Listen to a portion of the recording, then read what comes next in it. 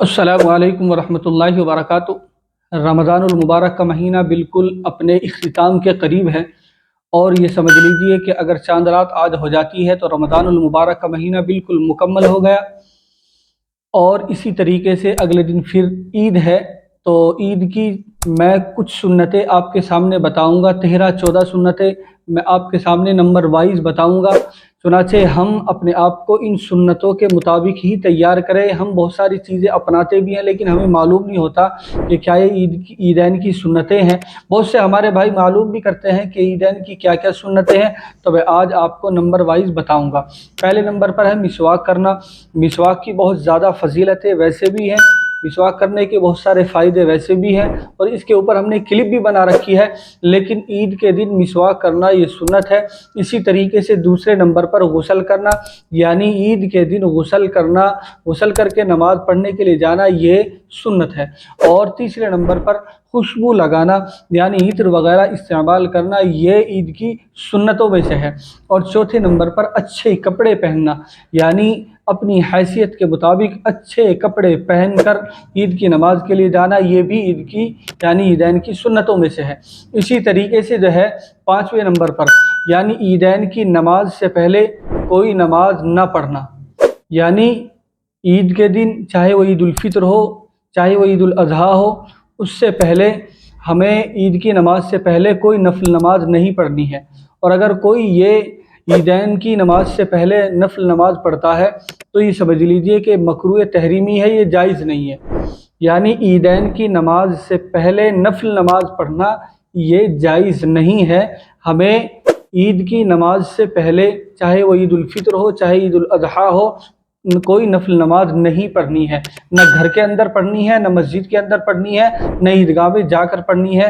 یعنی عیدین کی نماز سے پہلے کوئی نفل نماز نہیں پڑھنی ہے۔ اگر کوئی پڑھتا ہے تو یہ مکروہ تحریمی ہے، یہ جائز نہیں ہے۔ تو چنانچہ اسی طریقے سے چھٹے نمبر پر عیدگاہ جانے سے پہلے صدقہ فطر ادا کرنا، یعنی عید کی نماز کے لیے جب ہم جاتے ہیں تو اس سے پہلے ہمیں صدقہ فطر دے دینا چاہیے۔ اگر کسی نے جو ہے رمضان المبارک کے مہینے میں دے دیا تو ٹھیک ہے، بہت اچھا، لیکن اگر نہیں دے سکا تو عید کی نماز سے پہلے عیدگاہ جا رہا ہے جب، اس سے پہلے وہ اپنا صدقہ فطر ادا کر دے۔ لیکن اگر کبھی ایسا ہو جائے کہ ہم بھول گئے ہیں صدقہ فطر دینا، ہمارے ذہن میں نہیں رہا، تو عید کی نماز کے بعد بھی دے سکتے ہیں۔ لیکن افضل اور بہتر طریقہ یہی ہے کہ عید کی نماز سے پہلے اپنا صدقہ فطر ادا کر دے۔ اور صدقہ فطر کے متعلق میں نے الگ سے ایک کلپ بھی بنا رکھی ہے، اس میں تمام باتوں کا مکمل خلاصہ ہے۔ اسی طریقے سے جو ہے 8ویں نمبر پر ہے عیدگاہ میں عید کی نماز پڑھنا بغیر کسی مجبوری کے، یعنی 8ویں نمبر پر ہے کہ عید کی نماز ہمیں عیدگاہ میں پڑھنی ہے۔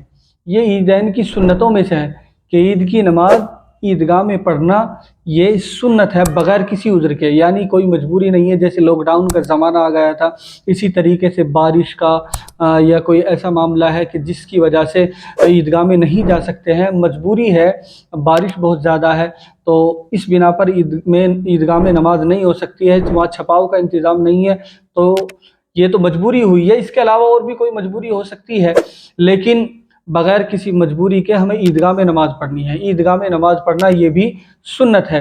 اسی طریقے سے 9ویں نمبر پر آتا ہے کہ عید کے دن صبح سویرے اٹھنا، یعنی صبح سویرے اٹھنا، اور صبح سویرے اٹھ کر سویرے عیدگاہ میں جانا۔ اب ہم لوگوں کی عادت کیا ہوتی ہے کہ عید کے دن بھی ہم اسی طریقے سے جو روزمرہ کا معمول ہے اسی طریقے سے بیدار ہو رہے ہیں، اور اسی طریقے سے ایک لاپرواہی اسی کی شکل میں ہم عید کی نماز کے لیے جا رہے ہیں، وہاں پہنچتے ہیں تو ایک رکعت نکل جاتی ہے، اور کبھی ایسا بھی ہو جاتا ہے دونوں ہی رکعت نکل جاتی ہے، تو ایک بھاگا دوڑی کی حالت میں رہتے ہیں۔ تو عید کی سنتوں میں سے یہ بھی ہے کہ صبح سویرے اٹھنا اور سویرے اٹھ کر عیدگاہ میں جانا۔ تو ہم اپنے آپ کو صبح سویرے اٹھائے، فجر کی نماز پڑھے، اور فجر کی نماز پڑھنے کے بعد اپنے آپ کو فوراً جلد تیار کر لے اور پھر عیدگاہ میں جائے۔ یہ بھی عیدین کی سنتوں میں سے ہے، سویرے اٹھنا اور سویرے عیدگاہ میں جانا۔ اسی طریقے سے 10ویں نمبر پر ہے عیدین کی سنتوں میں سے 10ویں نمبر پر ہے کہ نماز عیدین کے لیے پیدل جانا، یعنی عید کی نماز کے لیے عیدگاہ میں جب ہم جائیں تو پیدل جانا یہ سنت ہے بغیر کسی مجبوری کے، یعنی کوئی ایسی بیماری ہے یا بدن کے اندر کوئی ایسی پریشانی ہے جس کی وجہ سے پیدل نہیں چل سکتے ہیں تو وہ تو ایک الگ معاملہ ہے، لیکن بغیر کسی مجبوری کے ہمیں عیدگاہ میں پیدل جانا چاہیے۔ یہ عیدین کی سنتوں میں سے ہے، چاہے وہ عید الفطر ہو چاہے وہ عید الاضحیٰ ہو۔